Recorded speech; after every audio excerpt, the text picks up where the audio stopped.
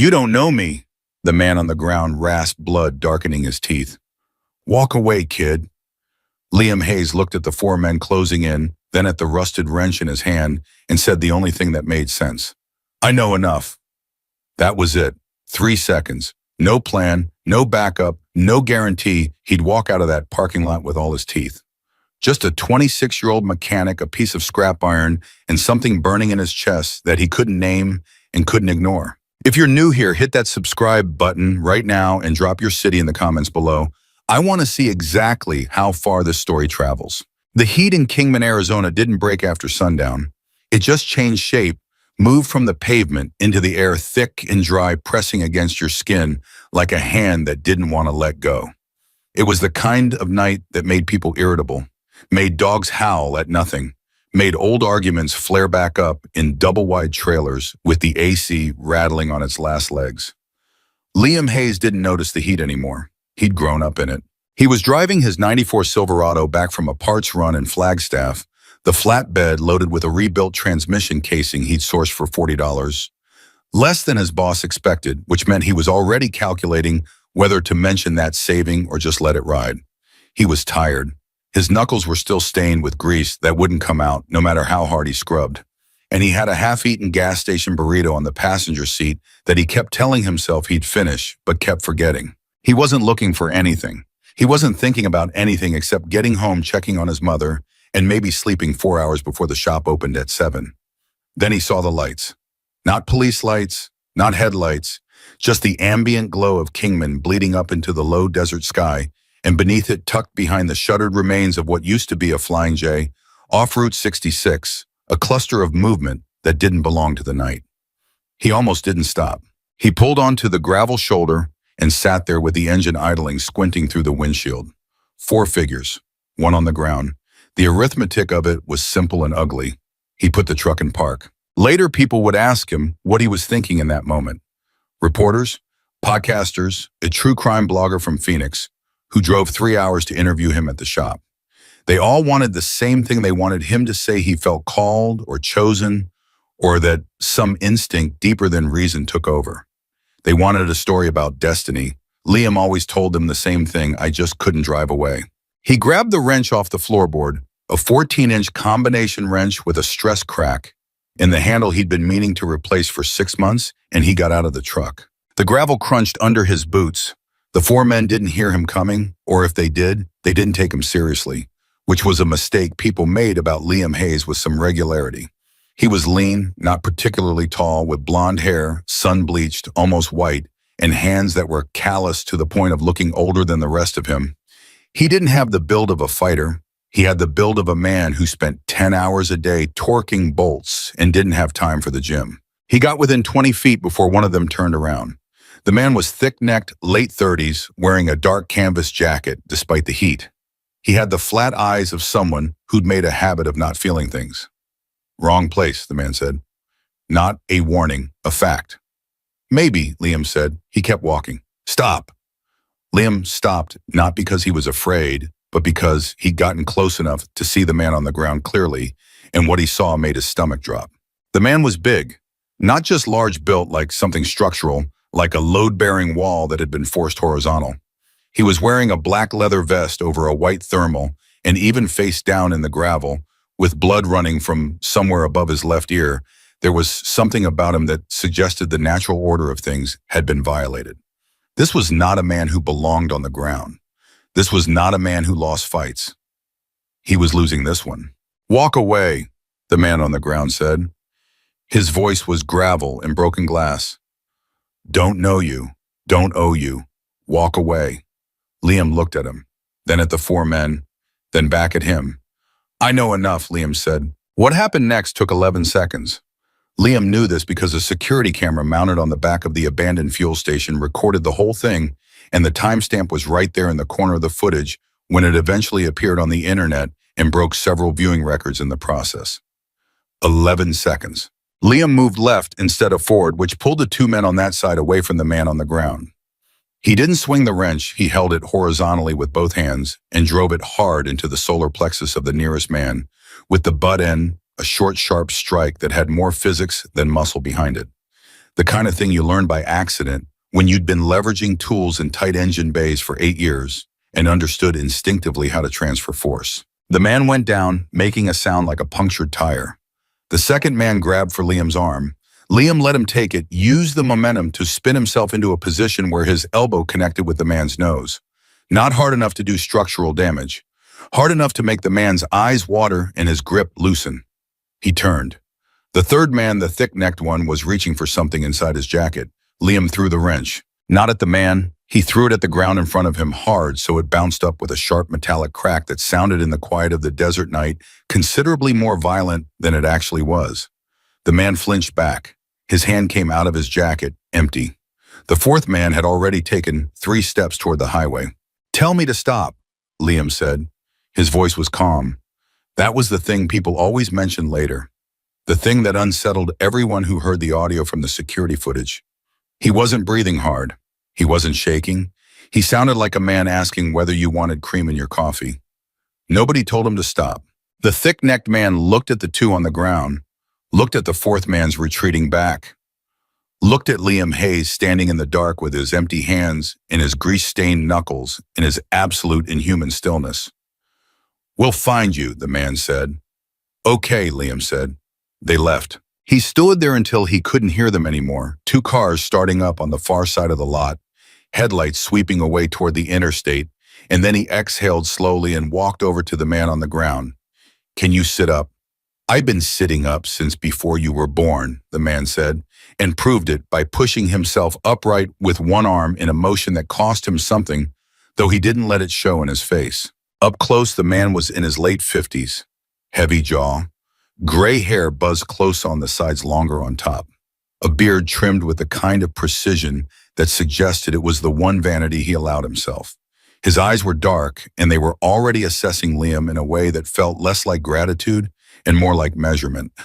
The leather vest had a patch on the back. Liam didn't look at it directly. He was focused on the cut above the man's ear, which was bleeding freely. "That needs pressure," Liam said. He pulled off his flannel overshirt, bunched it up, and held it out. The man looked at the shirt, looked at Liam. "I'm not going to put that on my head." "It's clean. It's got motor oil on the sleeve." "The collar is clean," Liam said. "Use the collar." The man held his gaze for a moment, then took the shirt and pressed the collar against his ear with a hand that didn't tremble at all, which told Liam he was either in very good shape or very good at not showing pain. Probably both. "You know who I am, ma'am?" the man asked. "No," Liam said. "You know who those men were?" "No, but you stopped anyway." It wasn't a question. Liam answered it anyway. "Yeah." The man was quiet for a moment. He looked out toward the highway where the other cars had gone. "Stupid," he said finally. "Maybe," Liam said. "You want me to call someone? I've got a phone." "I've got a phone." "Okay." Liam stood up and walked to his truck and got out the small first aid kit he kept behind the seat, zip-tied to the roll bar, a habit from years of working with sharp metal in environments where you couldn't always run to a pharmacy. He came back, crouched down, and set it on the gravel next to the man without saying anything. The man looked at it. "You're a mechanic," he said. "Yeah." "Those tools in your truck, all yours?" "Some are the shop's." "What shop?" "Malone's, off Stockton Hill." The man nodded slowly. "I know Malone's. Old Ray's still running it. Ray retired 4 years ago. His nephew Danny runs it now. I'm the senior tech." "Senior tech," the man repeated, and something in his voice shifted, not mocking, more like he was filing information. "How old are you?" "And 26. The man made a sound that might have been a laugh, or might have been the wound talking. He pressed the flannel tighter against his ear. "You hit that man in the solar plexus with the butt end," he said. "Most people swing. You jabbed. Like you knew exactly how much force you needed and didn't want to waste any extra." Liam shrugged. "Torque is torque." The man looked at him for a long moment. "What's your name?" Liam Hayes." "Iron Jack Mercer," the man said, and he said it the way a person says their name when they're used to it meaning something to whoever they're talking to. It didn't mean anything to Liam. "You need stitches," Liam said. "There's a 24-hour urgent care on Andy Devine. I can drive you." "I don't need a driver."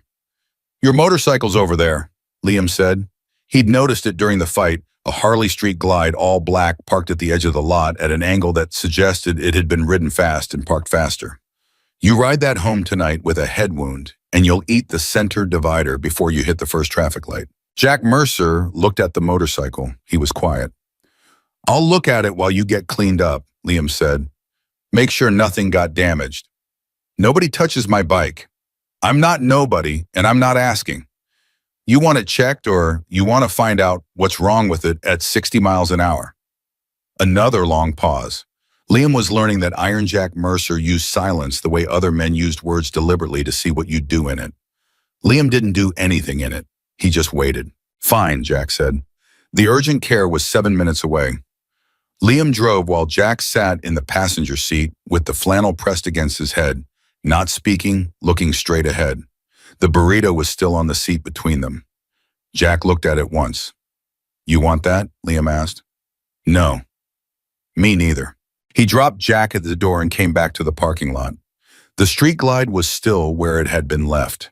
He walked around it once without touching it, then crouched down and ran his hands along the frame, the exhaust, the lower fork legs. He checked the brake lines by feel intact, checked the clutch cable, checked the throttle grip for play. He found a crack in the left saddlebag bracket that had probably been there before tonight, and he found something else. Tucked behind the left foot peg, wedged into the gap where the engine guard bolted to the frame, a small black device roughly the size and shape of a book of matches with a magnetic backing. He held it in his palm for a moment. He didn't know what it was exactly, but he knew what it wasn't. It wasn't factory. It wasn't aftermarket. It was something that had been put there on purpose by someone who didn't want Jack Mercer to know it was there. He was still holding it when Jack came out 40 minutes later with 6 stitches above his ear and a look on his face that said the urgent care staff had had a memorable evening. Liam held up the device. Jack went very still. Where? He said. Left foot peg, engine guard bolt. Jack took it from him without a word. He turned it over in his fingers, and the look on his face was not the look of a man seeing something unexpected.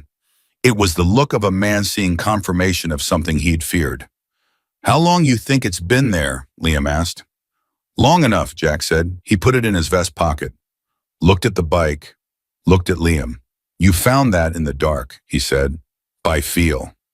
I check brake lines by feel. It's habit. What else did you find?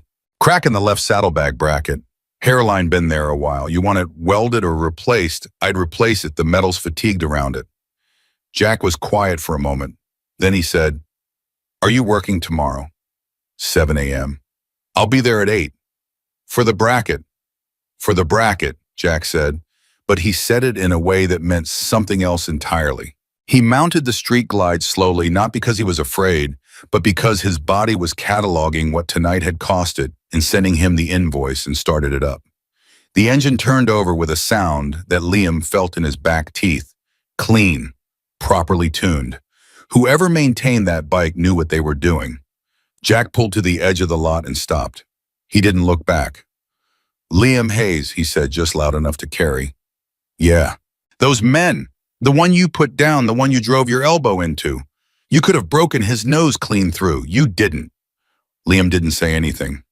Why not? Jack asked. Liam thought about it. Didn't need to. A pause. Didn't need to, Jack repeated to himself more than to Liam. Then he pulled out onto the highway and was gone. Liam stood in the empty lot for a minute. The heat was still there sitting on his shoulders. His flannel was somewhere inside the urgent care, presumably in a biohazard bag. He had a transmission casing in the bed of his truck, in a shop opening in 6 hours, and a mother at home who would notice he'd been out late and wouldn't say anything about it, which was somehow worse than if she said something. He got in the truck. He drove home. He checked on his mother. She was asleep, her breathing the slow, deep rhythm of the medication she took for her kidneys, the medication that cost $412 a month after insurance. He stood in the doorway of her room for a moment with his hand on the doorframe, listening. Then he went to bed. He didn't know that 11 seconds of footage from a gas station security camera had already been sent to 3 different numbers by a man named Cruz, who'd been recording from the shadow of a concrete pillar 30 feet away. He didn't know the footage had already been uploaded, already been shared, already been seen by 400 people and climbing fast. He didn't know that by the time his alarm went off at 6 the next morning, it would have been seen by 400,000. He slept. In the morning, the world was going to find him. And in the world that Iron Jack Mercer moved through, a world Liam Hayes had no framework for, yet no language for, no map of finding a man like Liam Hayes was not a small thing. It was a very, very significant thing. It was the kind of thing that changed the weather. He was 20 minutes into his shift the next morning, hadn't even pulled the transmission casing off the truck yet, was still on his first coffee, still rubbing sleep from the corner of one eye, when Danny Malone came into the bay with his phone out and his face doing something complicated. Liam, in a minute. No, I need you to. Danny, I said in a minute. Someone filmed you last night. Liam set his coffee down. He took the phone. The footage was 31 seconds long. The timestamp said 11:47 p.m. The angle was wide, the lighting was terrible, but the action was clear enough. You could see him get out of the truck. You could see the wrench. You could see those 11 seconds, and then you could see him crouch down next to the man on the ground. And then this was the part that apparently had sent the footage viral. This was the detail that people couldn't stop talking about in the comments. You could see him go to his truck, come back with the first aid kit, and set it down next to the man without saying a word. He watched it once, then again. How many views, he asked. Danny took the phone back, looked at the number. As of right now, Danny's voice had gone quiet. About 900,000. Liam picked up his coffee, set it down again because his hand was doing something it hadn't done last night. In the parking lot, it was shaking. Not much, but enough to notice. That'll be nothing by noon, Danny said. He was right. By noon, it was 4 million. By the time Iron Jack Mercer walked through the door of Malone's auto at 8:03 that morning, 1 hour after Liam had started his shift, 17 minutes after he'd seen the footage, 12 minutes after he'd turned off every notification on his phone, the parking lot outside already had 2 cars that didn't belong, one of them with a camera on a tripod in the back seat. Jack looked at the cars, looked at Liam. You seen the video? Jack said. Yeah. How you feeling about that? Liam picked up a socket wrench. I feel like I've got a transmission casing to swap. Jack watched him for a moment. Then he walked over to the street glide, which was up on the lift with the saddlebag bracket already removed. He looked at it. He looked at the crack Liam had described the night before now, visible in the morning light, a thin gray line running through the weld at an angle that proved fatigue, not impact. You did this first thing, Jack asked. It was on the list, Liam said. I didn't give you a list. I made my own. Another silence. Liam worked. Jack watched. Outside, another car pulled into the lot. Those men last night, Jack said, they weren't random. Liam didn't stop working. I figured. You figured. You ride alone to an empty lot off 66 at midnight. 4 men are waiting. They knew where you'd be. And you still got out of the truck. That's not my problem, Liam said. Who you are and why people want to hurt you, that's your business. What I saw was a man who was going to die if nobody did anything. That's not complicated. Jack Mercer sat down on a steel stool at the workbench. Slowly, his ribs clearly still speaking to him, and he put his hands on his knees and he looked at Liam. Hayes, the way you look at something you weren't expecting to find, something you've been looking for without knowing you were looking. No, he said finally. It's really not. He reached into his vest. He set a business card on the workbench. It was plain white with a phone number and 2 words, Iron Jack. When you're done with my bike, he said, call that number. He stood up. Don't make me come back here to ask again, he said. I'm not good at asking twice. He walked out. Liam looked at the card for a long time. Outside, a news van was pulling into the lot. He put the card in his chest pocket, buttoned it shut, and went back to the transmission. The news van sat in the lot for 45 minutes before Danny Malone went out and told them they were blocking a service entrance and he'd have them towed if they didn't move. They moved. Then they parked on the street and pointed the camera at the front door anyway, which accomplished exactly nothing because Liam had locked the bay door from the inside and was working in silence with his phone face down on the bench. Danny came back in and stood there watching him for a moment. You're not going to talk to them, Danny said. It wasn't really a question. No, ma'am. They were going to write something anyway. They're going to write something anyway, Liam agreed. You could control what they say if you, Danny. Liam set down the socket wrench and looked at his boss directly. I got out of a truck and used a wrench. That's it. There's nothing to control. 2. Danny looked like he wanted to argue. He was 34, 3 years older than Liam, and he'd inherited the shop from his Uncle Ray, along with Ray's customers and Ray's lease, and Ray's very specific opinion about how a business should be run, which included the idea that any publicity was good publicity. He looked at the news van outside, then back at Liam. "It's 9 million views now," Danny said. Oh, Liam didn't answer. 9 million, Liam, since last night. "I know the number." "Do you understand what that—" "I understand what it means," Liam said. "It means people on the internet watched a video. It doesn't mean anything happened." He picked up the socket wrench. "The transmission isn't going to swap itself." Danny left him alone. By 11, it wasn't just the one news van. There were 3 vehicles on the street, and someone had called the shop 4 times with a number Liam didn't recognize. He let all 4 go to voicemail. The first message was from a local TV affiliate wanting a comment. The second was from someone identifying themselves as a producer at a cable news network, same request. The third was a podcast host who said he had 3 million subscribers and wanted to fly Liam to Los Angeles, all expenses paid. The fourth message was different. It was a woman's voice. Older. Careful. She identified herself as a journalist, but not in the way the others had, not leading with her outlet or her subscriber count. She said her name was Patricia Wren, and she'd been covering motorcycle club culture for 11 years. And she said one sentence that made Liam play the message back 3 times. "The men who attacked Iron Jack Mercer last night, 2 of them have been identified. You should know their names before someone else decides to introduce themselves." He stared at his phone for a long moment. Then he called Danny over and told him to lock the front door. "What? Why?" "Lock the front door, Danny." Something in his voice got through. Danny locked the front door. Liam called the number back. Patricia Wren picked up on the second ring like she'd been holding the phone. "Mr. Hayes?" "Who are they?" Liam said. "I appreciate you calling back. Most people in your situation wouldn't—" "Who are they?" A pause. The kind of pause where someone decides how much to say. "The man you put down, the one in the canvas jacket," she said. "His name is Derek Solis. He's a freelance contractor. The kind of contractor that doesn't file taxes and gets hired by people who need things done quietly. The man with him, the one who reached into his jacket, is named Randall Cook. He has a history with Kingman, specifically with a real estate portfolio that's been expanding in Mojave County for the last 3 years." Another pause. "Iron Jack Mercer owns 3 parcels on the west side of town. Has for 15 years. There's been pressure to sell. He hasn't sold." Liam stood very still. "You're saying this wasn't random?" "I told you it wasn't random. You told me 2 of them have been identified. What about the other 2? "That's what I'm still working on," Patricia said. "And that's why I'm calling you Mr. Hayes. Not for a quote. I want you to understand what you walked into last night. Because whoever hired Solis and Cook, they've seen that video too. And unlike the 9 million people watching it because they think it's inspiring, these particular viewers are watching it for a very different reason." Liam's jaw tightened. "They want to know who I am." "They already know who you are. Your truck's plates are visible in the first 4 seconds of the footage.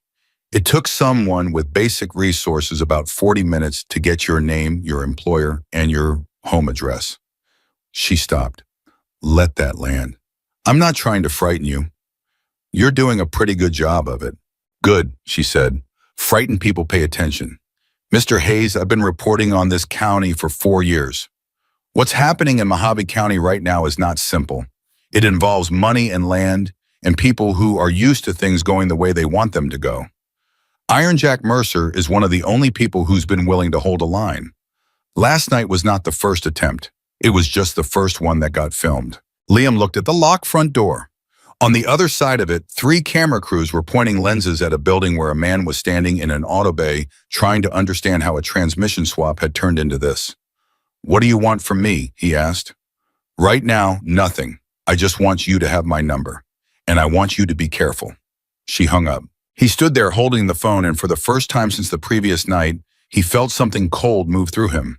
Not fear exactly, something more specific than fear, the particular awareness of a situation that was larger than it had looked from the outside, the way you sometimes pull a panel off an engine, expecting a simple repair, and find that something structural has been compromised, something load-bearing, something that changes everything about the job. He was still standing there when his phone rang again. Unknown number. He almost didn't pick up. Then he picked up. "Liam Hayes." The voice was male older, and it had a texture to it, the specific roughness of someone who'd spent decades in loud environments and had the vocal cords to prove it. My name is Marcus Webb. The name hit him somewhere in the chest. He knew that name. Every mechanic who'd grown up in the Southwest knew that name.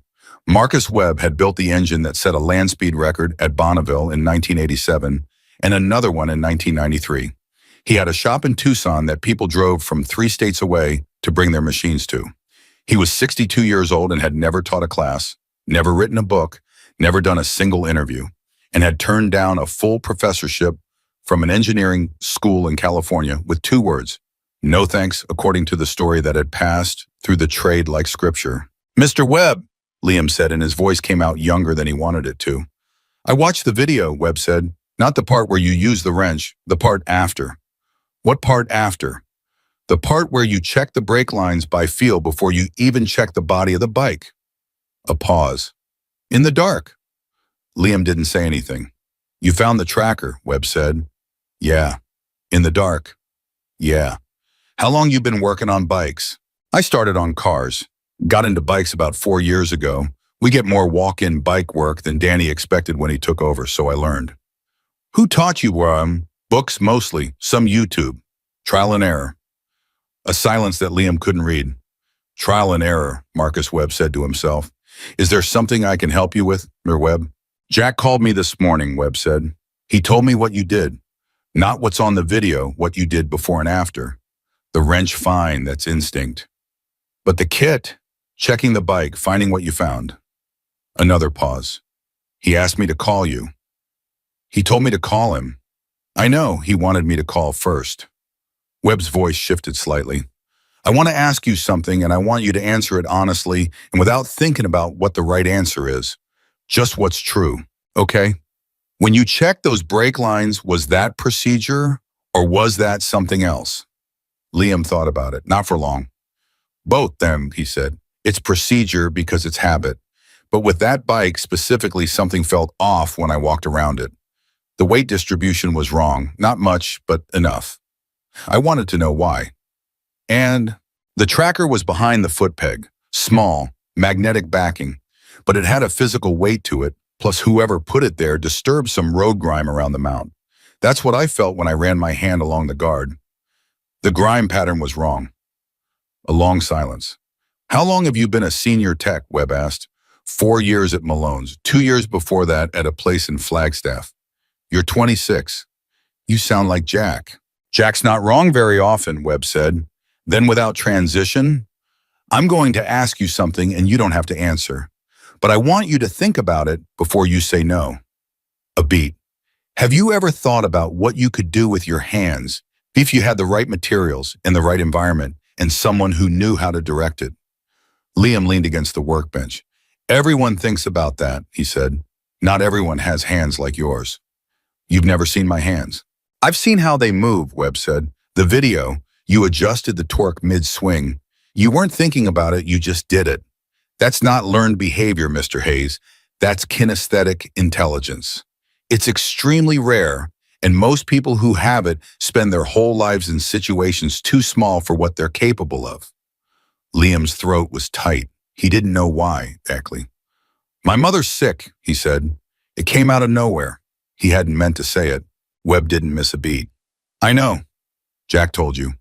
"Jack did his homework this morning." "What does she have?" "Chronic kidney disease. Stage 3, but it moves. The medication's expensive. I have good days and bad days with the insurance." He stopped. "Why does that matter to this conversation?" "Because I want you to know what's on the table before you decide anything." Webb said simply. "Nothing's been offered. Something's about to be." Liam put his hand flat on the workbench and felt the cold metal under his palm, the way he sometimes did when he needed to ground himself in something physical and real. "Mr. Webb," he said carefully, "Jack told me to call him. You called me instead. What does that tell me?" A pause, and then Marcus Webb did something Liam hadn't heard from him yet. He laughed, short, genuine, like something had surprised him. "It tells you Jack trusts my judgment more than his own in situations like this," he said. "He's a man of action. I'm a man who reads people, and I wanted to read you before he made his offer, because once he makes it, it doesn't come back." "What's the offer?" Come to Tucson, Webb said. Saturday. Come to my shop. Bring your tools if you want, leave them if you don't. Just come and see, and then decide. Decide what? Whether you want to be part of something that actually fits what you are. The bay was quiet. Outside, Liam could hear the low mutter of the news crews on the street, could hear Danny moving around in the front office, could hear the Arizona heat pressing against the walls of the building like it always did, like it had his whole life, like it was going to keep doing whether he made this decision or any other one. I'll think about it, Liam said. Don't think too long, Webb said. Things are moving. He hung up. Liam set the phone down and looked at the street glide on the lift with the saddlebag bracket still off. He thought about Webb's question what you could do with your hands if you had the right materials, and he thought about his mother's medication and the stack of bills on the kitchen counter that she kept turned face down because she didn't want him to see her looking at them. He thought about the tracker behind the foot peg. He thought about Patricia Wren saying they already know who you are. He thought about Derek Solis and Randall Cook, and two more names he didn't have yet, and about the real estate portfolio expanding across Mojave County, like something spreading under the surface. He picked up the socket wrench and went back to work. He needed to think, and he thought best with his hands moving. He was deep in the transmission swap, had it half out, was working on the cross-member bolts when he heard the knock at the bay door. Not Danny's knock, heavier, a specific rhythm, 3 short and 1 long, like a signal. He set down the wrench and went to the door. He opened it. There were 4 of them. Not the 4 from last night, different men entirely. They were wearing vests. Different patch than Jack's different chapter, but the general language was clear enough. These were not men who'd come to get their oil changed. The one at the front was in his 40s, thick through the shoulders with a look on his face that was not hostile, but was absolutely not friendly either. He looked at Liam the way you look at something you've heard about, but weren't sure you believed. Liam Hayes, he said, yeah, we need to talk. About the fact that you've got 2 local reporters on the street and a camera trained on your front door, and you're standing in a bay that doesn't have a back exit, the man said. And about the fact that the people who hired Solis last night are not happy about the video. Liam's hand tightened on the bay door. Who are you? He said. My name's Ruiz. I write out a Flagstaff chapter. He held Liam's gaze. Jack called us. Jack told me to call him. Jack also had a conversation this morning that changed his timeline, Ruiz said. Solis and Cook were picked up about an hour ago, not by the police, by people we're not sure about yet. That's a problem because they were the cleanest link to whoever hired them. Liam stared at him. They were picked up, he said slowly, as in taken. As in they're gone and nobody's talking about it, Ruiz said, which means whoever is behind last night has the resources to make 2 men disappear from Kingman, Arizona in broad daylight within 18 hours of a failed job. He paused. And they've seen a video of your face. The cold thing moved through Liam again, sharper this time. Jack wants to meet, Ruiz said. Not at the shop, somewhere clean, tonight. And if I say no, Ruiz looked at him for a moment, not threatening, just honest. Then you go home to your mother tonight and you pretend none of this happened, he said. And you wait and see whether the people looking for Solis find you first or Jack finds them first. That's a real option. I'm not going to tell you it isn't. He put his hand in his vest pocket and pulled out a folded piece of paper. But Jack asked me to give you this before you decide. Liam took the paper, unfolded it. It wasn't a note. It was a photograph printed on regular paper, low quality, but clear enough. It showed a building, a shop much larger than Malone's with 2 hydraulic lifts visible through the open bay doors and equipment that Liam recognized from catalog pages he'd studied the way other people studied magazines. At the bottom of the photograph in Jack's handwriting, blunt, heavy strokes, no wasted motion, 3 words. This could be yours. Liam stood there with the photograph in his hand and Ruiz watching him from the doorway and the sun pressing down on Kingman like it had a personal grievance. And the news crew still on the street and his phone in his pocket with Marcus Webb's number in it and his mother at home with her medication on the shelf and her bills turned face down on the kitchen counter. He folded the photograph carefully and put it in his chest pocket next to the business card. What time tonight? He said. Ruiz almost smiled. 8, where he handed Liam a second piece of paper, an address. Come alone, Ruiz said. Don't tell the reporters. Don't tell your boss. Don't post anything. I don't post anything. I know, Rui said. Jack checked. He and the other three walked back to their bikes. They rode out with a sound that turned heads on the street, and Liam watched them go, and then he went back and locked the bay door and sat on the steel stool at the workbench where Jack had sat that morning. He looked at the transmission half out of the vehicle on the lift. He looked at his hands. He thought about what Marcus Webb had said: most people who have it spend their whole lives in situations too small for what they're capable of. And he thought about how that sentence had landed somewhere very specific, somewhere he didn't usually let things land. He thought about his father who'd died when Liam was 11, and who'd been a mechanic too. Not a great one, but a man who'd loved machines with the particular love of someone who understood that a machine done right was a kind of honesty, every piece doing exactly what it was meant to do. No more, no less, nothing hidden, nothing pretending to be something it wasn't. He thought about an old man named Hector Castillo who'd given a 15-year-old kid with no father and no direction access to a shop on Beale Street and taught him what torque meant and what patience meant and what it meant to finish it on right, even when finishing it right took longer than finishing it fast. He thought about Hector now, 68 years old, running a one-bay operation out of a building with a roof that leaked when it rained and equipment that hadn't been updated since the 90s, turning away work he couldn't handle because he didn't have the tools for it. He sat with all of that. Then he stood up, went back to the transmission, and finished the job. At 5:30, he washed his hands, really washed them with the orange industrial soap 3 times, and he went out to the front office where Danny was closing up. "I need tomorrow off," Liam said. Danny looked at him. "Liam, personal matter. I'll make up the hours." "It's not the hours I'm worried about," Danny said. "Those reporters have been here all day. 2 of them knocked on the door. I've been getting calls. Tell them I don't have any comment." "I've been telling them that." "Then keep telling them." Liam picked up his keys. "Danny, I'm fine. I'll be here day after tomorrow. Don't worry about it." He drove home. His mother was in the kitchen when he got there. She was 61, and she moved carefully these days with the deliberate economy of someone who'd learned that some movements cost more than others. She looked at him when he came through the door with the same look she'd been giving him since he was small, reading him the way he read engines, checking for things that weren't right. "You're on the news," she said. "I know. They're saying you saved someone." "I used a wrench," Liam said. "It's not as dramatic as they're making it."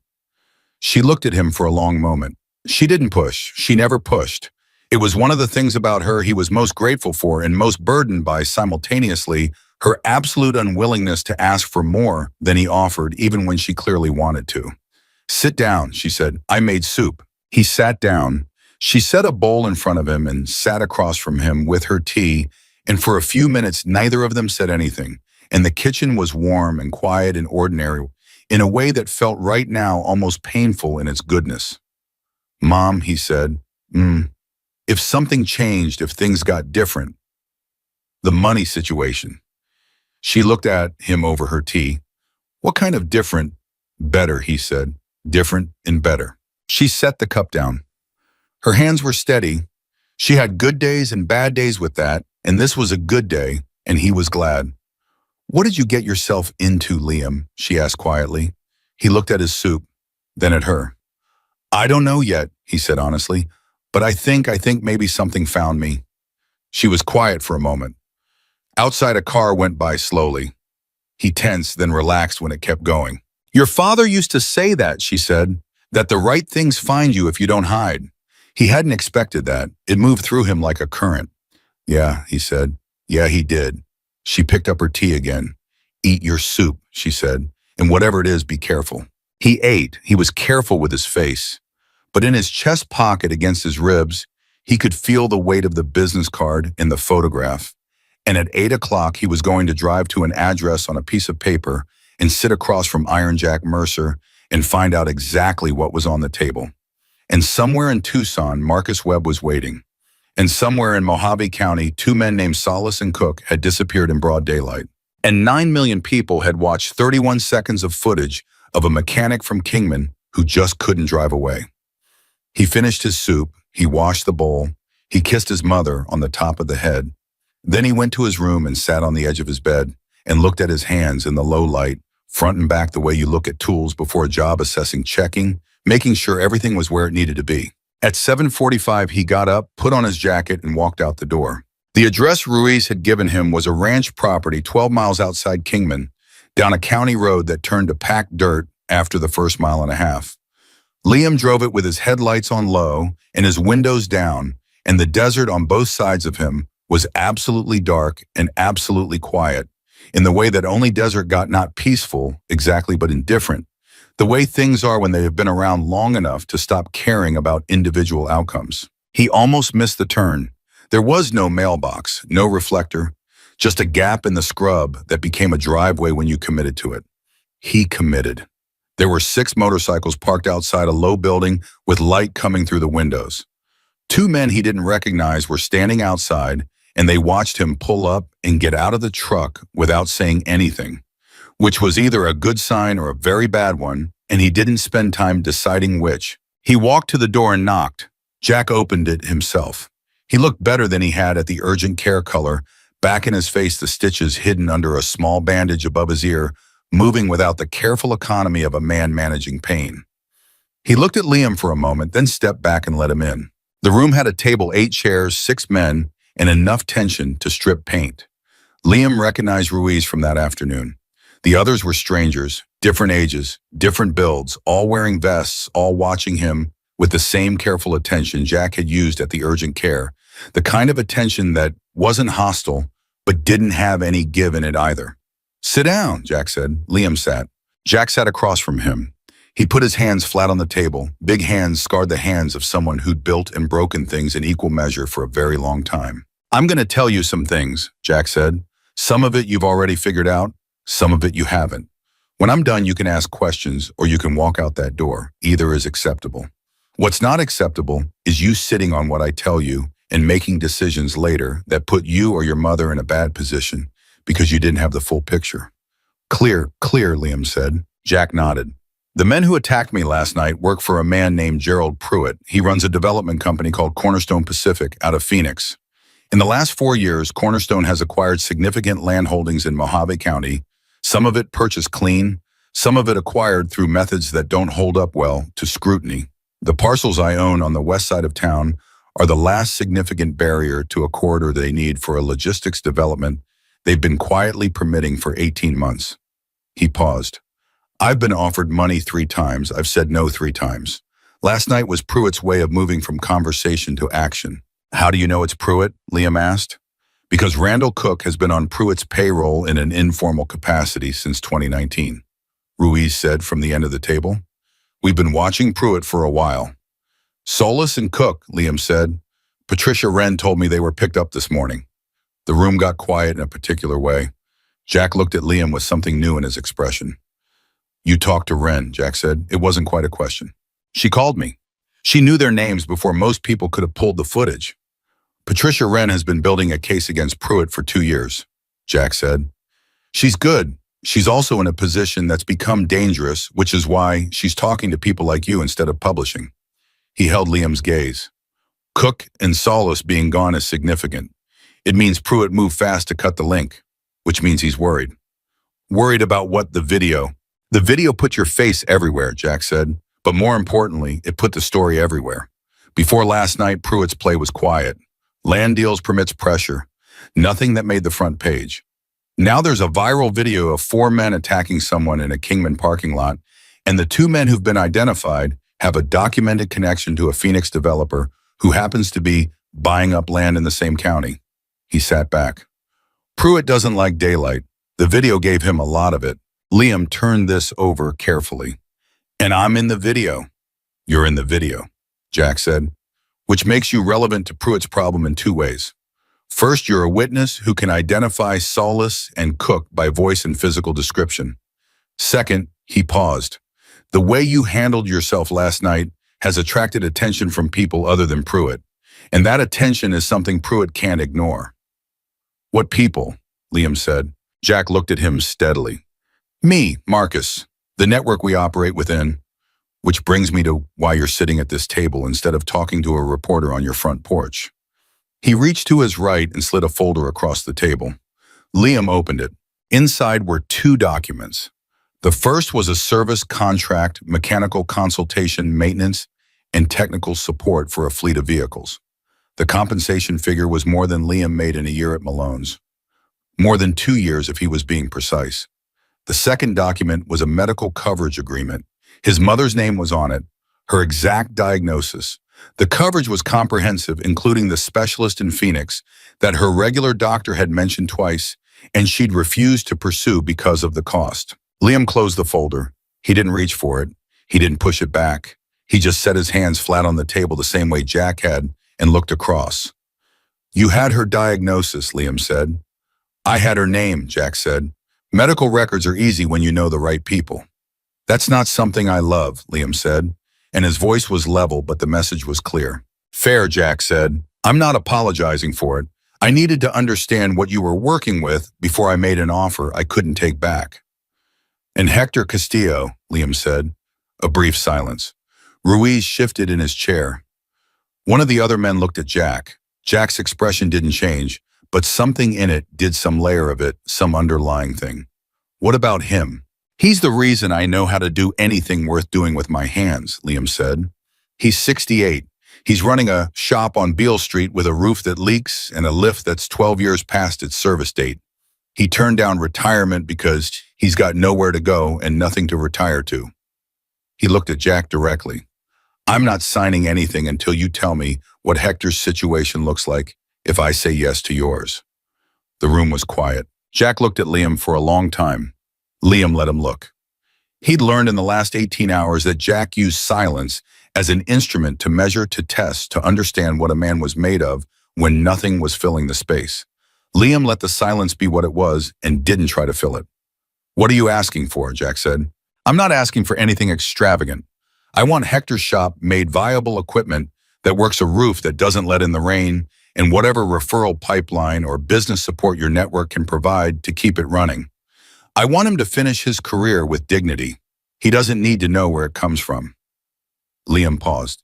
"That's not a negotiation, that's a condition." One of the men at the table, older gray ponytail, hadn't spoken since Liam walked in, made a sound that was almost a laugh. Jack looked at him briefly, then back at Liam.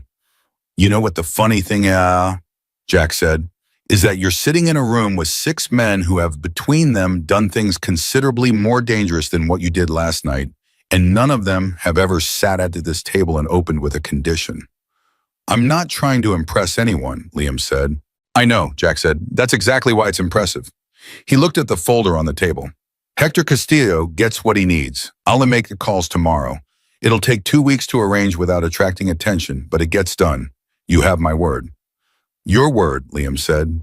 "That's all I've got to offer," Jack said. "In my world, it's the only currency that means anything. You can take it or leave it." Liam looked at the folder. He thought about his mother's name on that medical document, and about Hector's leaking roof, and about Marcus Webb's voice on the phone that morning, saying most people spend their whole lives in situations too small for what they're capable of. He thought about his father, who'd loved machines because they were honest. "Tell me what the work actually is," Liam said. "Not the contract language, the actual work." Jack nodded like this was the question he'd been waiting for. "The network operates a large fleet. Motorcycles, obviously, but also trucks, service vehicles, equipment. Most of it maintained in-house by people who are competent but not exceptional. There are also specific technical projects builds, restorations, modifications that require a level of precision our current people don't have." He leaned forward. "Marcus Webb has been my technical director in an unofficial capacity for 11 years. He's at a point where he wants to hand that off to someone he believes in. He watched your video. He called you and then he called me, and what he said was, I'm going to give you his exact words. Jack, I've been looking for that kid for 30 years. Liam's throat tightened again. He kept his face still. "There's also the other matter," Ruiz said from the end of the table. Jack glanced at him, then at Liam. "Gerald Pruitt, what about him?" "He's going to come at you." "Yeah," Jack said flatly. "Not tonight, not tomorrow. But he's already established that you're connected to this situation, and he's going to want to know whether you're a liability. What that looks like, we don't know yet. Could be legal harassment pressure on your employer, manufactured complaints to licensing boards. Could be something else." He paused. "If you're inside our network, you have a degree of protection that you don't have right now. People know not to move on someone wearing our support. It's not a guarantee, but it's a significant deterrent. And if I'm not inside your network, Liam said, then you're a 26-year-old mechanic in a small town who got famous on the internet for 31 seconds, Jack said. And Pruitt has lawyers and money and patience. The words were not a threat. They were simply the landscape laid out plainly, which Liam found he respected more than any version of comfort would have been. I want to meet with Webb before I sign anything, Liam said. Saturday, Jack said immediately. Tucson, he's expecting you. I already told him I'd think about it. I know. He told me you said that. Something that was almost a smile crossed Jack's face. I'll think about it is what polite people say when they have already decided yes and want time to verify the decision. Liam said nothing. Am I wrong? Jack asked. A pause. No, Liam said. Jack reached across the table and extended his hand. Not with the folder, not with the contract. Just his hand, the old way, the way that meant something different from paperwork. Liam shook it. The grip was strong and brief, and there was nothing theatrical about it. Two men shaking hands in a room in the Arizona desert, which was both the smallest thing in the world, and in some way Liam couldn't fully articulate yet, the largest thing that had happened to him in a long time. One more thing, Jack said, and he didn't let go immediately. His eyes were direct. You asked me nothing about what we are, what we do, what being connected to this network means for your life. I know what the patch means, Liam said. Most people think they do. I'm not signing on to anything I don't understand, Liam said. Webb's on Saturday. I'll learn what I need to learn. If at any point what I learn changes the picture, I'll tell you directly. I won't disappear. Jack released his hand.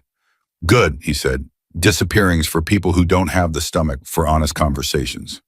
He stood in the room, stood with him, and Liam understood that the meeting was over. He was almost to the door when Ruiz said his name. He turned. Ruiz held up his phone. On the screen was a news article pulled up in Zoom so the headline was clear. Local station posted 40 minutes ago. Kingman mechanic at center of viral video. Linked to land dispute investigation, sources say. Liam read it twice. Patricia Wren, he said. No byline, Ruiz said. But the sourcing is sloppy. Someone fed this to a local stringer. It's not Wren's work. It's too fast and too thin. Someone wanted this out there tonight. Pruitt, Jack said from behind Liam. Liam looked at the article again. His name was in the second paragraph. His employer, the footage. And then a line at the end that made the muscles in his jaw tighten. Sources indicate Hayes may have prior knowledge of the dispute and was not present at the scene by chance. They're trying to paint me as part of it, Liam said. They're trying to muddy the story before it gets legs, Jack said. If you're not a bystander, then you're a participant. If you're a participant, the video stops being about four men attacking an innocent person and starts being about a conflict between parties. He paused. It's smart. Not smart enough, but smart. What do I do? Nothing tonight, Jack said. Tomorrow, if anyone calls reporters, police, anyone, you say nothing without a lawyer present. I'll have someone call you in the morning. I don't need your lawyer. You need a lawyer, Jack said. Whether it's mine or someone else's is up to you. But you need one by morning because by morning this article is going to have been picked up by 3 outlets in Phoenix and the dynamic of your situation will have changed. Liam stood in the doorway with the night air coming in behind him. Jack, he said, the tracker on your bike. Whatever it transmitted, location data, timing data, whoever had the receiver end of that has a record of where you've been. Jack looked at him. I know, he said. Do you know how long it was there? Working on that? If it's been there more than a week, Liam said, then Pruitt has movement patterns, meeting locations. He knows what roads you use and what times and who you meet with. The room was very quiet. Including this address, Ruiz said. Jack turned and looked at Ruiz. Something passed between them that Liam couldn't read. How long would it take someone to get here from Kingman if they were already moving? Jack asked the room. Nobody answered immediately, which was itself an answer. 25 minutes on the county road, Liam said. 12 if they came across the flats.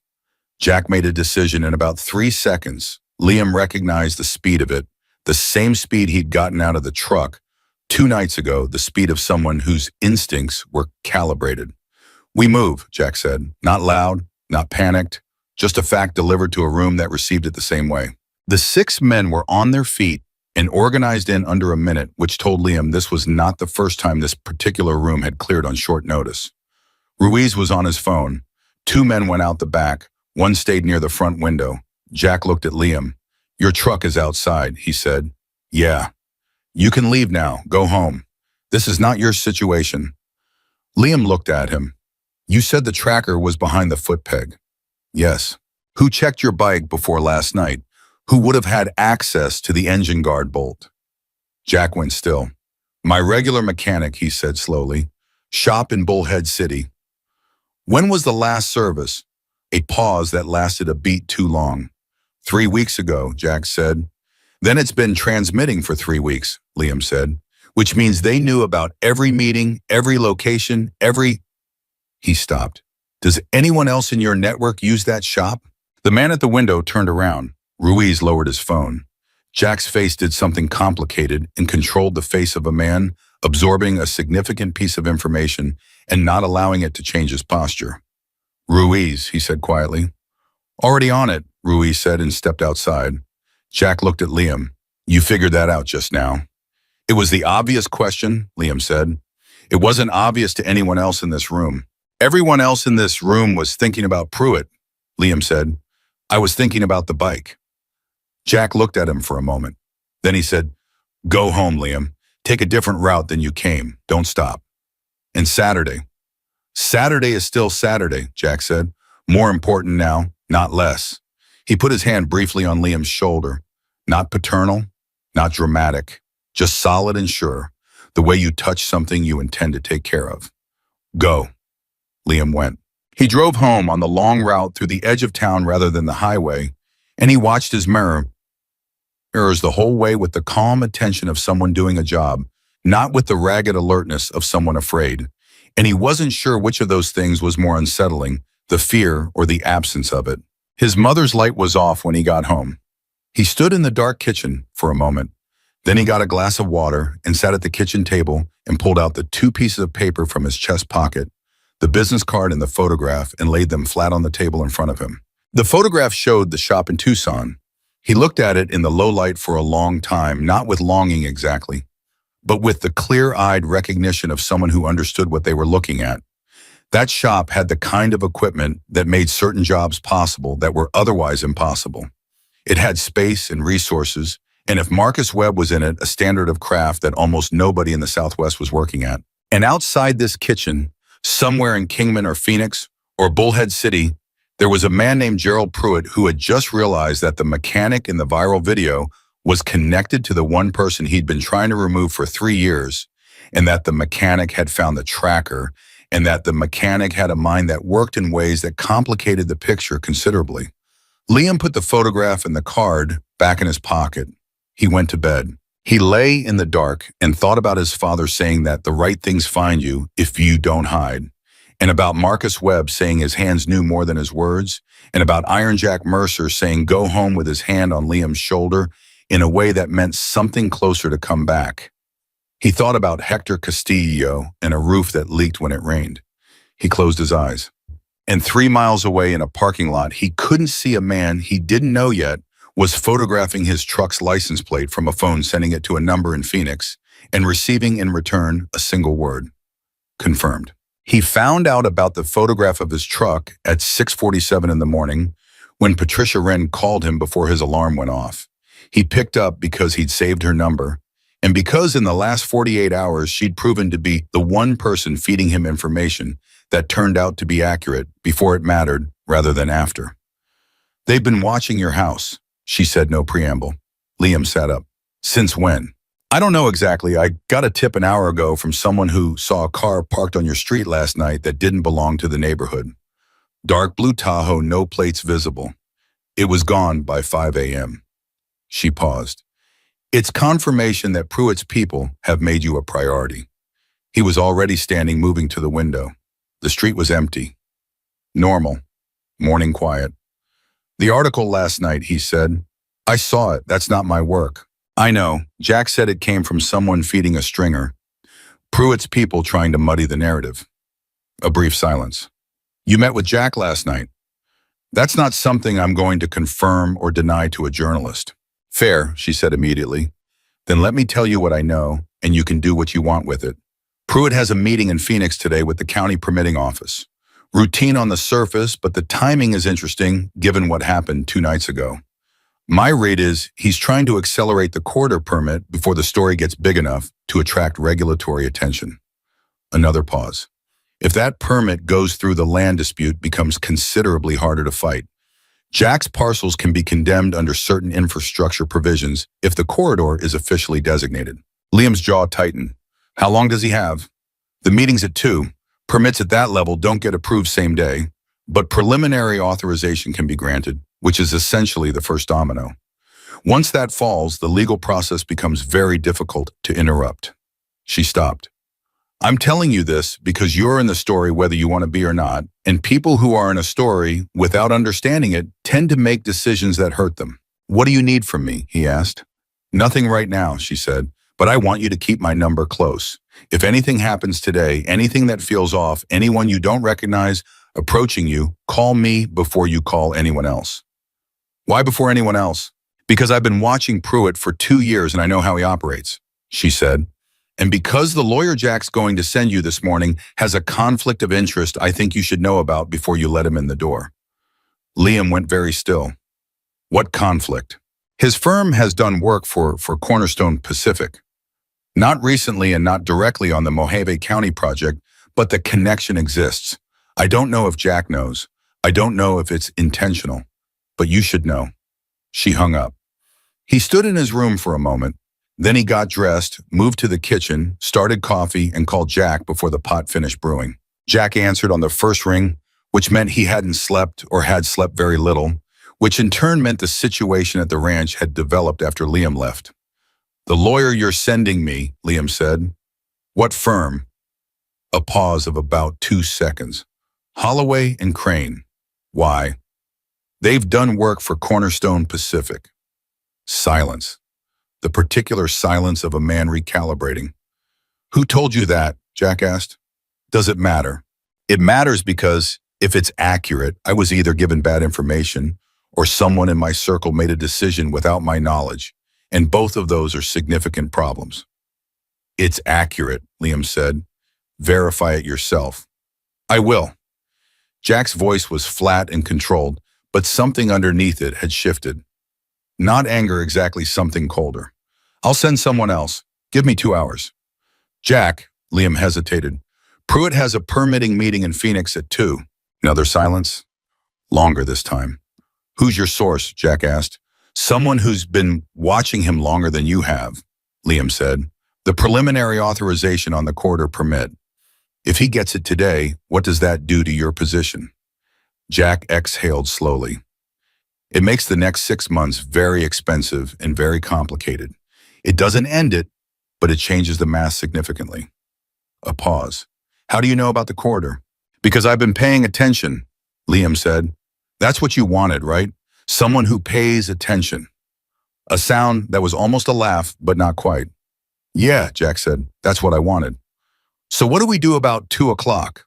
We don't do anything about 2 o'clock, Jack said, and his voice had the particular firmness of someone drawing a line they intend to hold.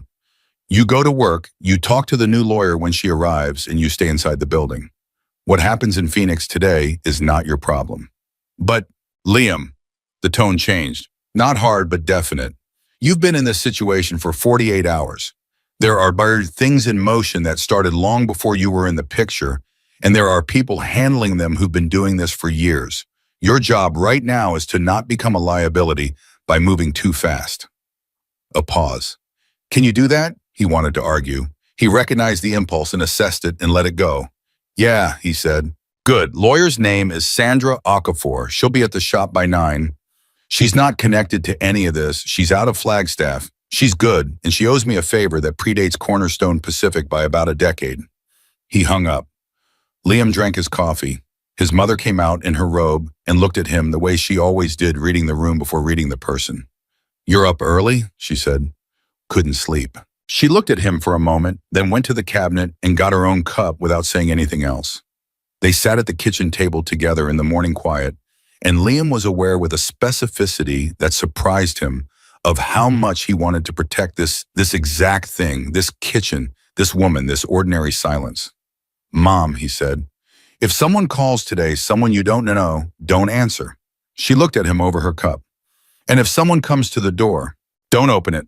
Call me. She set her cup down. Liam Michael Hayes, she said, which was how he knew it was serious.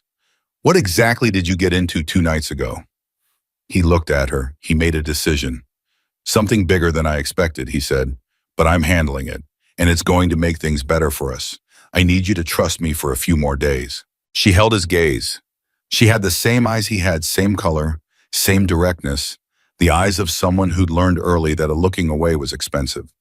I've trusted you since you were 11 years old and told me you'd figure out how to fix the car yourself, she said. You did then. I'll trust you now. She picked up her cup and stood. But Liam, she said from the doorway, whatever this is, don't let it cost you who you are. Money and protection are one thing. What you are is another. Don't trade one for the other. He sat with that for a long time after she left. Sandra Okafor arrived at Malone's at 8:55, which was 4 minutes before the shop opened, and 5 minutes before a man Liam didn't recognize drove slowly past the front of the building in a dark Tahoe with no front plates. He clocked the car from the bay window. He didn't react visibly. He noted it. Sandra was 41, precise, and had the manner of someone who assessed every room in about 4 seconds and stored the assessment efficiently. She shook his hand, looked at his grease-stained knuckles without comment, and sat across from him in Danny's office with a yellow legal pad and a recorder she asked permission to use. Jack tells me you need general counsel for a situation that's developing rapidly, she said. That's one way to put it. What's your way? There's a viral video of me. 2 men in it have disappeared. A developer who may have arranged the attack in the video is trying to reframe the narrative to implicate me. I've been offered employment by the man who was attacked, and last night someone was watching my house from an unplated vehicle. He paused. That's the summary. Sandra looked at him for a moment. She clicked the recorder on. Start from the beginning, she said. All of it. He started from the beginning. He was organized and precise and left nothing out except the address of the ranch and the specific details of Jack's network, which Sandra didn't ask about and he didn't offer. She listened without interrupting, taking notes in a handwriting so small it looked like code. When he finished, she reviewed her notes for a moment without speaking. The article that placed you in the land dispute, she said. Did you give anyone information that could have created that connection? No. You're sure? I'm sure the only people I've talked to are Jack Ruiz, Marcus Webb by phone, and Patricia Wren. Wren wrote that article. No byline. She says it wasn't her. She'd know her own work, Sandra said half to herself. She made a note. The conflict issue with Holloway and Crane. How did you find out? Source I trust. Wren again. He didn't confirm it. Sandra made another note. The man who drove past, outside, she said. Dark Tahoe, no front plate. You got to look at the driver. Partial, white male 40s, heavy build. Dark jacket. Sandra stopped writing. Dark jacket, she said. Yeah. Canvas or wool, something cold moved along Liam's spine. Canvas. She set down her pen. Carefully. The way you set something down when your hands need to be deliberate. Derek Solis wears a dark canvas jacket, she said. It's on his record. Identifiable clothing he's worn in 3 separate documented incidents. She looked at Liam directly. He wasn't picked up, Liam, or if he was, he's been released. And he's here. The shop was quiet around them. Through the wall, Liam could hear the faint sound of Danny running water in the bathroom. Ruiz told me Solis and Cook were taken by people they couldn't identify, Liam said slowly. Ruiz told you what he knew at the time? Sandra said, information changes. She picked up her phone. I need to make a call. To Jack. To the Mojave County Sheriff's Office, she said, because what you just described, an identified assault suspect surveilling a witness, is something I can do something about officially. And right now, official is better than unofficial. Jack said to stay quiet. Jack's legal interests and your legal interests are not identical, Sandra said, not unkindly. I'm your lawyer, not Jack's. She held his gaze. Do I make the call? Liam thought for about 4 seconds. Make the call, he said. She made the call. She was on for 8 minutes, during which Liam stood at the bay window and watched the street, and the dark Tahoe did not come past again. And the morning went on in its ordinary Kingman way, which felt increasingly surreal against the backdrop of everything underneath it. When she hung up, her expression was the expression of someone who'd received information that confirmed a suspicion and didn't enjoy being right. Solis was brought in for questioning last night, she said. Released this morning at 4 a.m. Insufficient evidence to hold. Cook is still unaccounted for, which means one of two things: either Pruitt's people are protecting him or someone else has him. She paused. The deputy I spoke to also mentioned that there's been a report filed this morning against you. The word landed in the room like something thrown. Against me, Liam said. Derek Solis filed a complaint 40 minutes ago claiming that you approached him and 3 associates in a parking lot 2 nights ago and assaulted them without provocation. Sandra's voice was steady and professional, but her eyes were direct. He's claiming self-defense on his part and premeditated assault on yours. He's also claiming you had prior knowledge of his presence there and targeted him specifically. Liam stared at her. The video, he started, shows you approaching them, yes, Sandra said. From the right angle, with the right framing, the creative reading of 31 seconds of footage could be made to support his version. It won't hold. The man on the ground is visible. The 4-on-1 dynamic is clear, but it doesn't need to hold. It just needs to create enough noise to make you a defendant rather than a witness, which completely changes your position legally and publicly. Liam turned away from the window. He put both hands on the workbench and stood there with his head down for a moment, not from defeat, but because he needed to feel the metal under his palms, needed something real and fixed, while the situation shifted underneath him. This was what the Tahoe was for, not surveillance, confirmation. Solis drove past to make sure Liam was here at work, served and cornered, before the complaint landed. What do I do? He said. You do nothing publicly for the next 6 hours, Sandra said.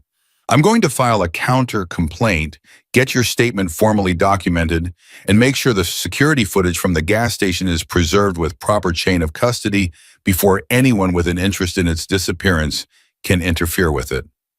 She stood up. And you're going to call Marcus Webb. He looked at her. Jack told you about Webb, he asked. Jack told me enough, she said. What happens in Tucson on Saturday changes the calculus of your position. Right now, you're a private individual with no institutional backing, caught between 2 large forces. That's the worst place to be. Webb's offer, whatever the specific terms are, gives you a different kind of standing. She picked up her legal pad. I'm not telling you to accept it.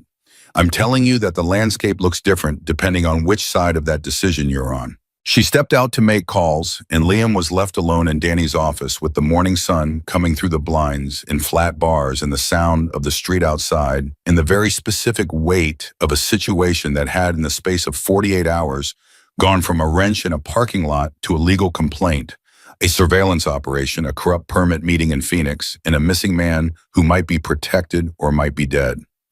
He called Jack. Jack picked up in one ring again. Solis filed a complaint, Liam said. I know. Jack's voice was tight. I heard 20 minutes ago. You didn't call me. Sandra was with you. Jack, Liam stopped, restarted. Is there anything else I don't know that I should know? A pause, the kind that meant yes. The shop in Bullhead City, Jack said. The mechanic who serviced the Street Glide 3 weeks ago. His name is Tommy Reyes. He's been with us for 6 years. Another pause.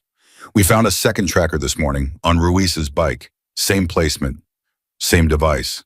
Liam closed his eyes briefly. Tommy put it there, he said. Tommy had access, Jack said carefully. We don't have confirmation yet.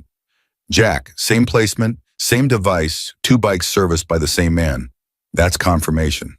A silence. Yeah, Jack said quietly. It is. Where's Tommy now? That's what we're working on. Does Pruitt know you found the trackers? If Tommy told him yes, if Tommy's been out of contact, then Pruitt's working with incomplete information, Liam said. He doesn't know what you know or when you found out. He thought quickly. The permit meeting, 2 o'clock. If Pruitt thinks his intelligence is still intact, he'll be confident going into that meeting, which means he won't be watching for interference. Liam, Patricia Wren has been building a case for 2 years, Liam said. She has documentation. If she had something that connected Pruitt directly to Solis and last night's attack, and if that something made it to the right desk at the county before 2 o'clock, That's not how it works, Jack said, but his voice had changed. The flatness was gone. Something underneath it was listening. You told me last night that Pruitt doesn't like daylight, Liam said. The video gave him some, but a video of a parking lot fight is one thing. Documentation of a developer orchestrating an assault on a private citizen to coerce a land sale, that's a different kind of light entirely. That's the kind of light that delays permit meetings indefinitely. Silence. You've been in this for 2 days, Jack said. I know. You're talking about moving against a man with serious resources in a very short window. I'm talking about giving a journalist information she already half has, Liam said. She does the rest. That's her job. A long pause. If I make a call, Jack said slowly, and certain documentation becomes available to Wren before noon, documentation that's been sitting in a folder for a while, waiting for the right moment, you had nothing to do with that. You were at work all morning. Your lawyer was with you.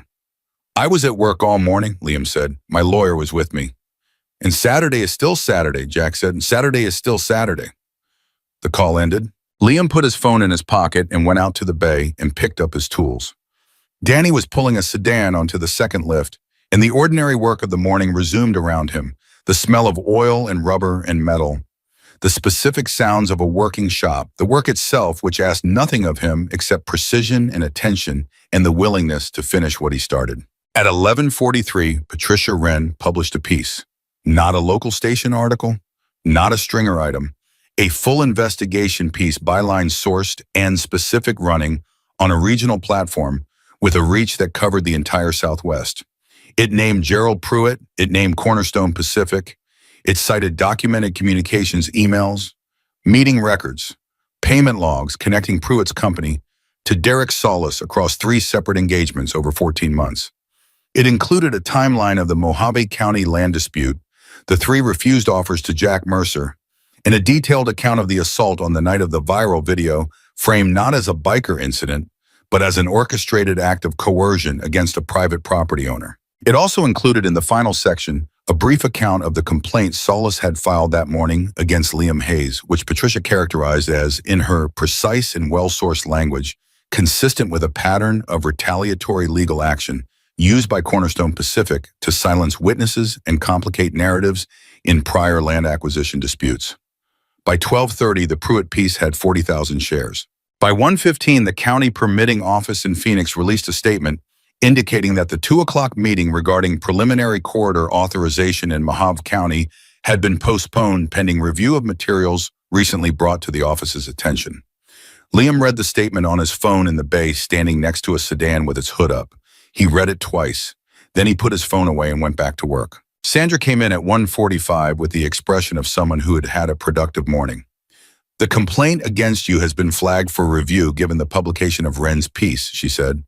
It's not dismissed yet, but it's effectively on ice. Solis's attorney hasn't responded to the sheriff's office callbacks. She looked at Liam steadily. You want to tell me what happened between 9 a.m. and now? I was here, Liam said. Working. She looked at him for a moment. Right, she said. She almost smiled. I'll be back tomorrow morning. Don't talk to anyone in the meantime. She left. Danny appeared from the front office. He had his phone in his hand and the look on his face of a man who'd been watching the news refresh every 10 minutes for 4 hours. Liam, he said, I know. The permit? I know Danny. Did you? He stopped. Started over. Are you okay? Liam set down his wrench. He thought about his mother at the kitchen table that morning, saying, don't let it cost you who you are. He thought about Jack's hand on his shoulder saying, go in a way that meant come back. He thought about Marcus Webb saying his hands knew more than his words. He thought about Hector Castillo's leaking roof. Yeah, he said, I'm okay. He was more than okay. He was something he didn't have a word for yet, something that felt like the moment when you have been working on an engine for a long time, pulling components in testing and tracing symptoms back to their source, and you finally get your hands on the actual problem, the real one, the thing underneath everything else, and you understand exactly what needs to be done, and you have the tools to do it, and all that's left is the work itself. He picked up the wrench. Saturday was 4 days away, and 4 days in the life of a man who'd already changed everything in 11 seconds was a very long time. The 4 days before Saturday were not quiet. Tuesday, Sandra called to tell him the complaint from Solis had been formally withdrawn. No explanation from Solis's attorney, no statement, just a one-line filing that made the whole thing disappear as cleanly as it had appeared. Sandra said that was actually more concerning than a fight because men like Solis didn't withdraw without being told to, and men like Pruitt didn't tell their people to stand down unless they were repositioning, not retreating. Liam heard that. He filed it. Wednesday, Ruiz showed up at the shop with two men Liam hadn't seen before and spent 40 minutes in the parking lot talking on the phone. He came in afterward and told Liam without being asked that Tommy Reyes had been located. He was in Laughlin, Nevada in a motel room, and he hadn't placed the trackers under duress or coercion. He'd done it for money. $11,000 paid in 2 installments, the second of which had cleared 4 days before the attack on Jack. Liam listened to all of this without saying much. "What happens to him?" he asked when Ruiz finished. Ruiz looked at him. "That's not your concern." "I'm making it my concern," Liam said, "because if what happens to Tommy Reyes is something that creates another problem layered on top of this one, then it matters to me." Ruiz held his gaze for a moment. "He's being dealt with internally," he said. "Nothing that puts anyone in a cell. Jack's not interested in that kind of solution." "What is he interested in?" "Making sure Tommy understands the full weight of what he did," Ruiz said, "and making sure it doesn't happen again." Liam nodded. He went back to work. Thursday, his mother had a doctor's appointment routine, the kind she'd been putting off for 3 months, because the copay had started to feel like a choice between that and the electric bill. He drove her. He sat in the waiting room with a magazine he didn't read, and when she came out, the doctor followed her to tell Liam directly that her numbers had stabilized, and that if the current medication protocol was maintained consistently, without gaps due to cost, the trajectory over the next 2 years was significantly better than it had been 6 months ago. Liam shook the doctor's hand and thanked him, and in the truck on the way home, his mother looked out the passenger window and said, "You already arranged something, didn't you?" "Not yet," he said, "but I'm going to." She didn't ask anything else.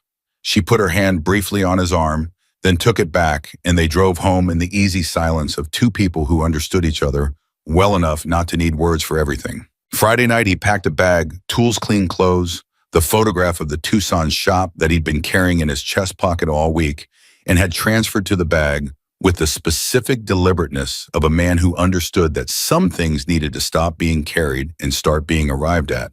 He drove to Tucson on Saturday morning before dawn, when the highway belonged to trucks in empty distance, and he thought about nothing in particular, which was rare for him and felt like the mental equivalent of a deep breath held and then released. Marcus Webb's shop was on the south side of Tucson, on a street that had more auto businesses than anything else. Liam had driven past it once before years ago on a parts run and hadn't known whose it was. He'd noticed it because the layout was efficient, everything positioned to minimize wasted movement, the kind of spatial logic that most shops developed accidentally over decades, and this one had clearly been designed with from the beginning. He pulled in at 7:58. Webb was already there. He was smaller than Liam had pictured from the voice compact 62 years old, with close-cropped white hair and the specific quality of stillness that very capable people sometimes have, the stillness of someone who doesn't waste motion because they've learned that motion without purpose is just noise. He was wiping his hands on a shop rag when Liam got out of the truck, and he looked at Liam the way Jack had looked at him in the urgent care parking lot, measuring, but without the edge of threat. Just assessment. "Liam Hayes," he said. "Mr. Webb." "Marcus," Webb said. "We're not doing the Mr. thing." He looked at the truck. "You brought your tools." "You said I could." "I said you could leave them if you wanted. You didn't want to." He almost smiled. "Come inside." The shop was everything the photograph had suggested and several things it hadn't. The equipment was the kind that serious people spent serious money on, not because they wanted to impress anyone, but because imprecise tools produce imprecise results, and Marcus Webb was constitutionally incapable of imprecise results. Liam moved through it slowly, not touching anything, just looking with the focused attention of a man reading a room, the way he read an engine, understanding the logic of it, the relationships between components, what it was built to do. Webb watched him do this without speaking. After about 4 minutes, Liam stopped at a workbench in the back corner. On it was an engine partially disassembled components laid out in an order that was very specific and very deliberate. Liam recognized the block.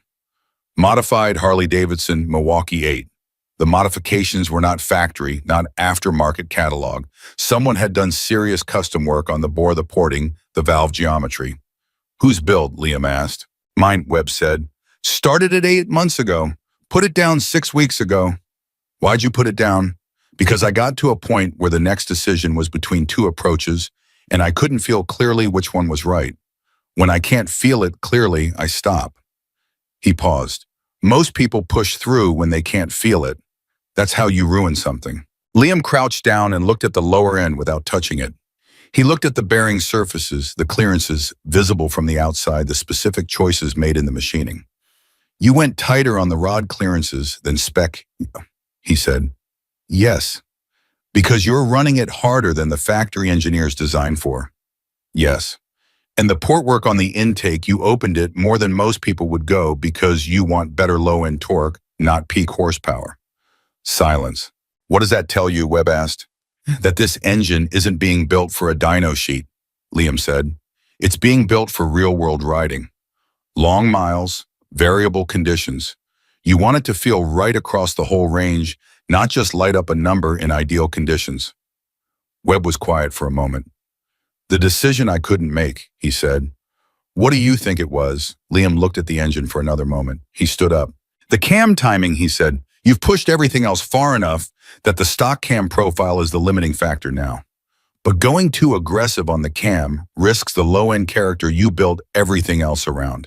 It's a balance point that's hard to calculate. You have to feel it. Webb looked at him with something in his eyes that was beyond assessment now. Something that was closer to recognition. I've talked to 4 people about that engine in 6 weeks, Webb said. 3 of them gave me a recommendation inside 30 seconds. One of them told me to put it on a dyno and let the numbers decide.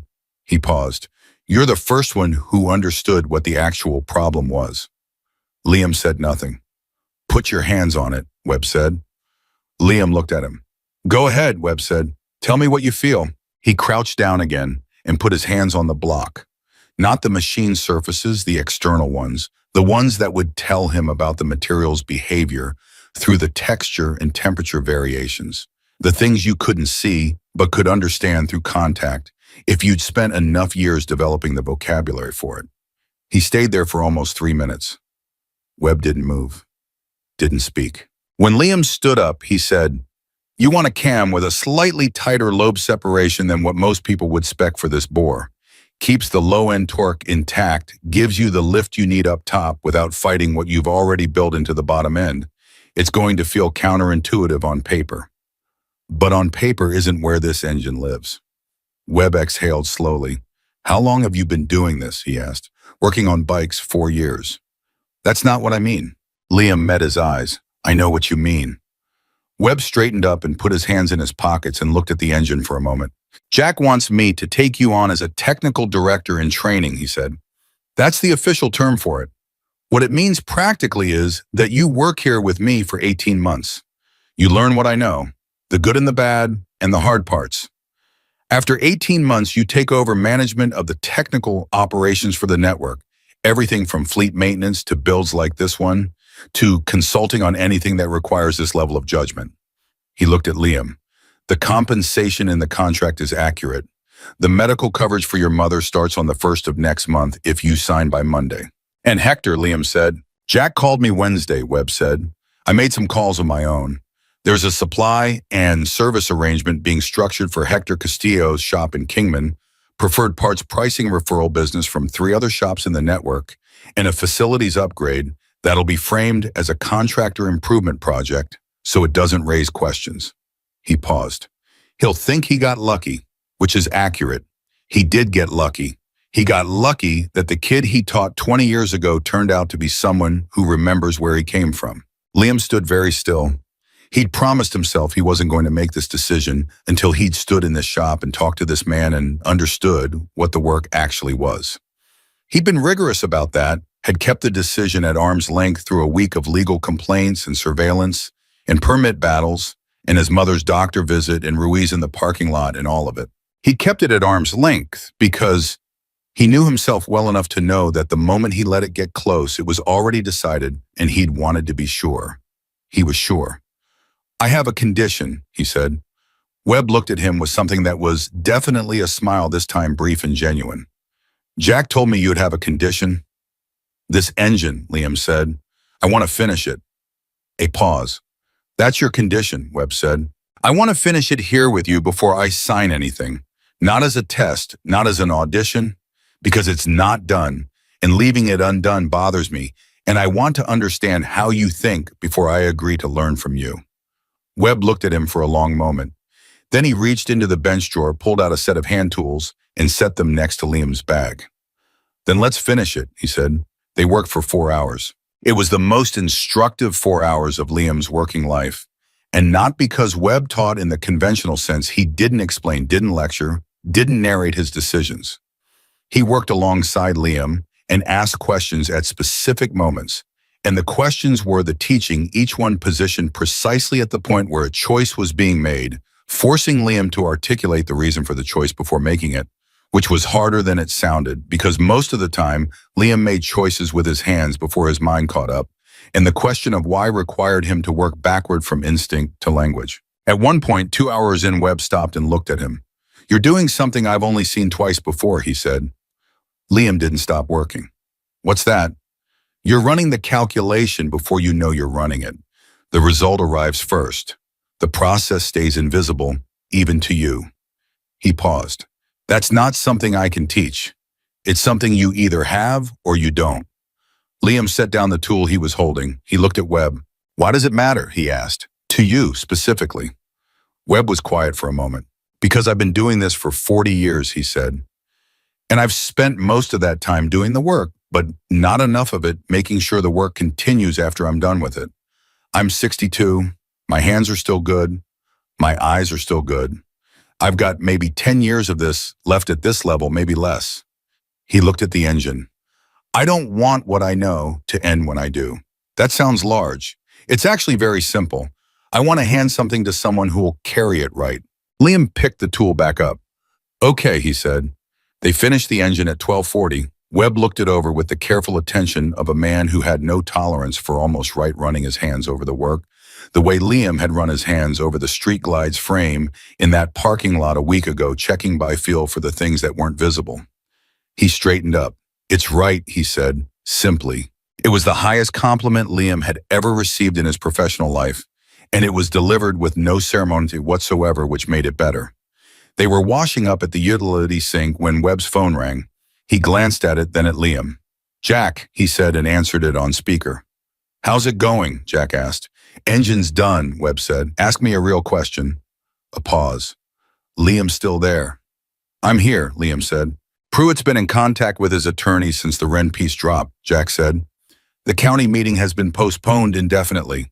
There's a state-level inquiry opening into Cornerstone Pacific's land acquisition practices going back 4 years. Patricia Wren has been asked to provide documentation to the inquiry. A pause. Solis has an attorney who's negotiating what kind of cooperation looks like in exchange for reduced exposure. Liam leaned against the bench. What does that mean for the parcels? He asked. It means nobody is touching them, Jack said. Not without a legal fight that Pruitt doesn't want given the current attention. His entire play depended on quiet. He doesn't have quiet anymore. Another pause. You did that? Wren did that, Liam said. Wren had the documentation, Jack said. She'd had it for months. What she didn't have was the right moment to use it, something that gave the story enough visibility to matter, enough public weight that the county couldn't look away. The video gave her that. You gave her that. His voice shifted slightly.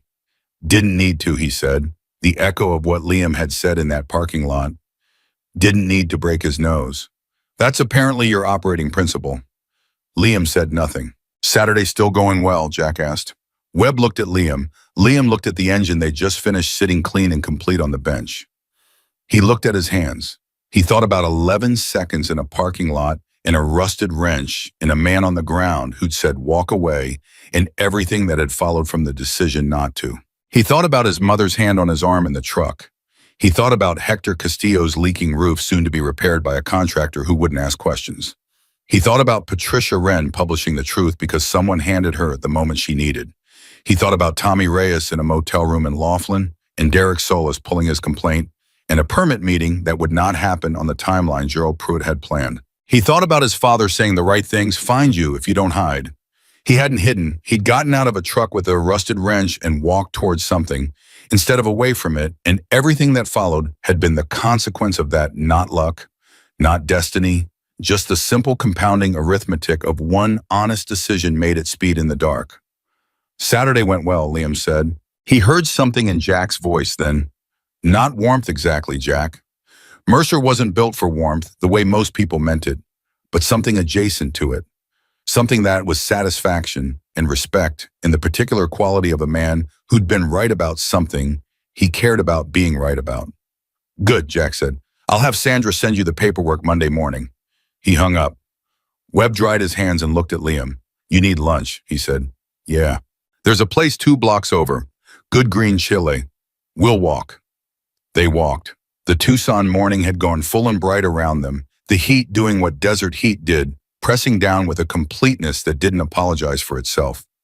Liam walked with his hands loose at his sides, and his mind quieter than it had been in a week, the specific quiet of a man who has made a large decision and made it right. One thing, Webb said as they walked, the 18 months, it's not going to be easy. I know. I'm not a patient teacher.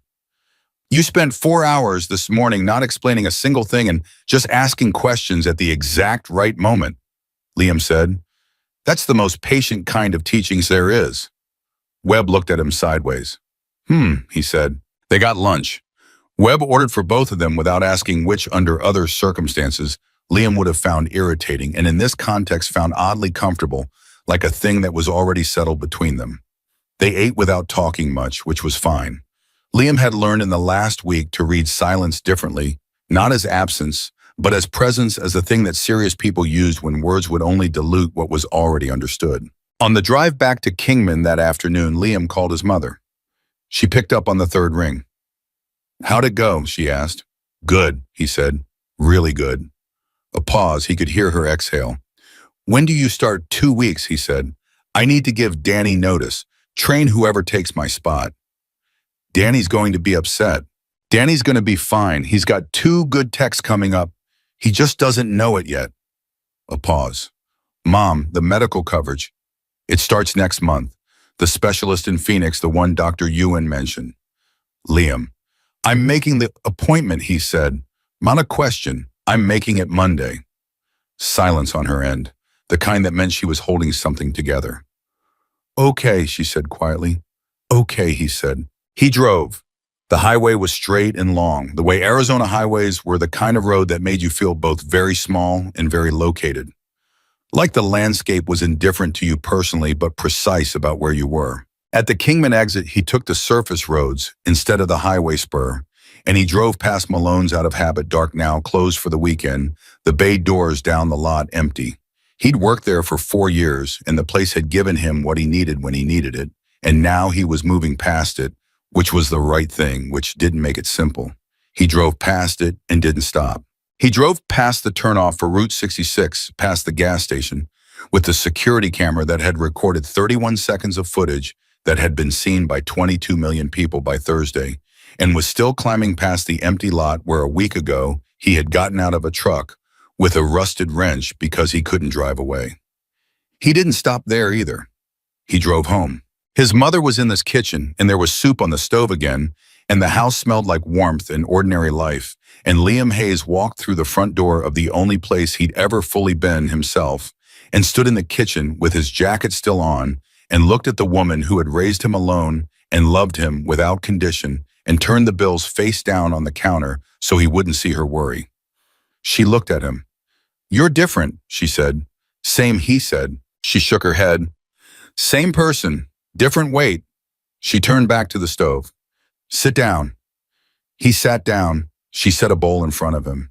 He looked at it for a moment, the steam, the smell, the simple, concrete realness of it, and something in his chest settled into a place it hadn't occupied in a long time. He thought about a rusted wrench. 11 seconds. A man on the ground who'd said walk away, and a 26-year-old mechanic from Kingman, Arizona, who had never once in his life been very good at doing what he was told when what he was told contradicted what he knew was right. He picked up the spoon. 3 seconds in a dark parking lot had started all of this. Not because Liam Hayes was extraordinary, in the way that stories usually required, not because he was fearless, or chosen, or built for something larger than himself, but because he was the specific person he was, with the specific hands he had standing in the specific place where something needed doing, and he had not looked away. That was the whole of it.